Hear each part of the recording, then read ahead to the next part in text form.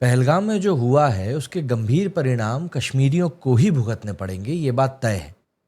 क्योंकि कश्मीर का जो एक मेन सोर्स ऑफ अर्निंग है वो एक टूरिज्म भी है।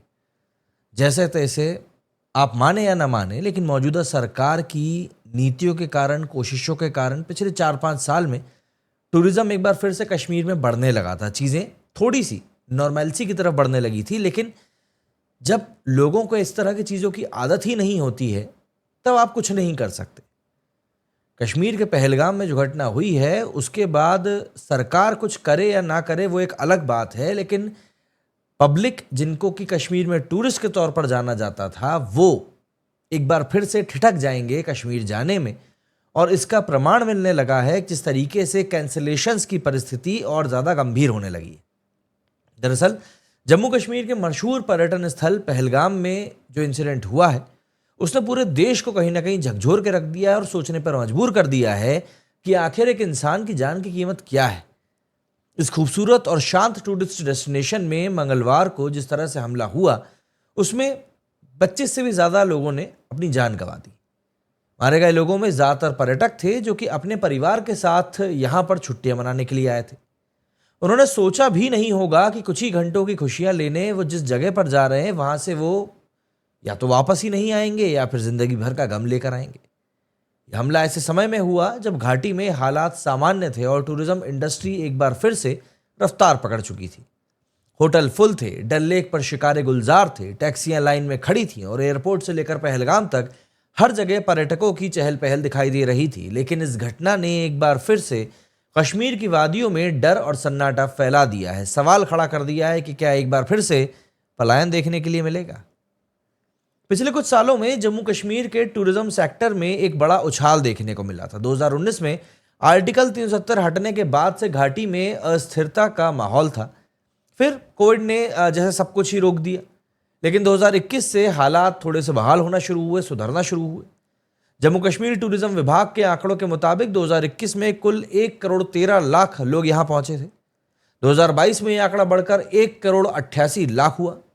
2023 में यह बढ़कर 2,11,00,000 हुआ और 2024 में तो रिकॉर्ड 2,36,00,000 पर्यटक जम्मू कश्मीर घूमने पहुंचे, जिसमें से 27 लाख पर्यटक अकेले कश्मीर पहुंचे थे। घाटी में होटलों की इतनी डिमांड हो गई थी कि कई जगह पर्यटकों को प्राइवेट होमस्टे में ठहरना पड़ा था। गुलमर्ग, सोनमर्ग, पहलगाम जैसे डेस्टिनेशन एक बार फिर से गुलजार होने लगे थे। होटल चेन अपने कारोबार को बढ़ाने के बारे में काम कर रहे थे। गुलमर्ग को तो एशिया के टॉप स्की डेस्टिनेशंस में शामिल किया जा चुका था। लेकिन बस बात वही होती है ना, चीजें मतलब आपको समझना पड़ेगा कि चीजें अगर अच्छी चल रही हैं तो कुछ लोग तो होंगे जो नहीं चाहेंगे चीजें सही चले, क्योंकि वो नहीं चाहते कि कश्मीर के जो लोकल लोग हैं वो देखें कि नॉर्मल जिंदगी कैसी होती है। वो तो बस यही चाहते हैं कि कश्मीर के लोग इसी मुगालते में जीते रहें कि भैया भारत ने हमारे ऊपर कब्जा करके रखा है। जम्मू कश्मीर टूरिज्म पॉलिसी 2020 के मुताबिक टूरिज्म यहां के जीएसडीपी में लगभग 7% से भी ज्यादा का कंट्रीब्यूशन देता है। 2018-19 में जम्मू कश्मीर का प्रोबेबल जीएसडीपी 1.57 लाख करोड़ का था, जिसमें टूरिज्म का सीधा सीधा हिस्सा 11,000 करोड़ से भी ज्यादा का बैठता है। वहीं पर 2019-20 में टूरिज्म का योगदान करीब 7.84% था, जो कि 2022-23 में बढ़कर 8.47% तक पहुंच गया था। घाटी में हजारों परिवार टूरिज्म इंडस्ट्री से जुड़े हुए हैं। शिकारा चलाने वाले, guides, taxi driver, hotel staff, restaurant owner, restaurant में काम करने वाले, कारीगर, हैंडीक्राफ्ट विक्रेता, सबकी आजीविका कहीं ना कहीं घूम फिरकर टूरिज्म पे ही टिकी। गवर्नमेंट के जो प्रेडिक्शन है उसके मुताबिक टूरिज्म सेक्टर हर साल करीब 50,000 नए रोजगारों के अवसर भी पैदा करता था। इसके अलावा अगले 10 सालों में 4,000 टूरिज्म सर्विस प्रोवाइडर्स को ट्रेनिंग देने का लक्ष्य भी तय किया गया था। बेसिक सी बात यह है कि हर जगह पर काम चल रहा था। सरकार की योजना थी कि 2025 तक जम्मू कश्मीर को भारत का सबसे पसंदीदा टूरिस्ट डेस्टिनेशन बनाया जाए। मतलब इसी चीज को लेकर वहीं के एक सिटिंग एमपी ने कहा था कि भैया ये टूरिज्म नहीं है बल्कि एक बहुत गलत चीज है जो कि यहां पर की जा रही है। पॉडकास्ट में किसी में कहा था उस बंदे ने। और ये टूरिस्ट डेस्टिनेशन बनाने को लेकर सरकार की जो कवायद चल रही थी, इसको लेकर हर साल 2,000 करोड़ रुपए के इन्वेस्टमेंट का एम भी रखा गया था। पर्यटन को बढ़ावा देने के लिए राज्य में सिर्फ प्राकृतिक सौंदर्य ही नहीं बल्कि adventure tourism, wellness tourism, saffron tourism, horti tourism, heritage और कल्चरल टूरिज्म को भी तरजीह दी जा रही थी। Trekking, skiing, rafting, rock climbing, camping और पर्वतीय पर्यटन जैसे विकल्पों में पर्यटकों की दिलचस्पी को लगातार बढ़ाया जा रहा था। सिर्फ टूरिज्म ही नहीं, कई और चीजें भी उफान पर थीं। दरअसल घाटी में टूरिज्म एक बहुत बड़ा पैमाना है, ये मैंने आपको बताया ही, लेकिन सिर्फ टूरिज्म नहीं बल्कि फलों का जो व्यापार है वो भी तेजी से फल फूल रहा था।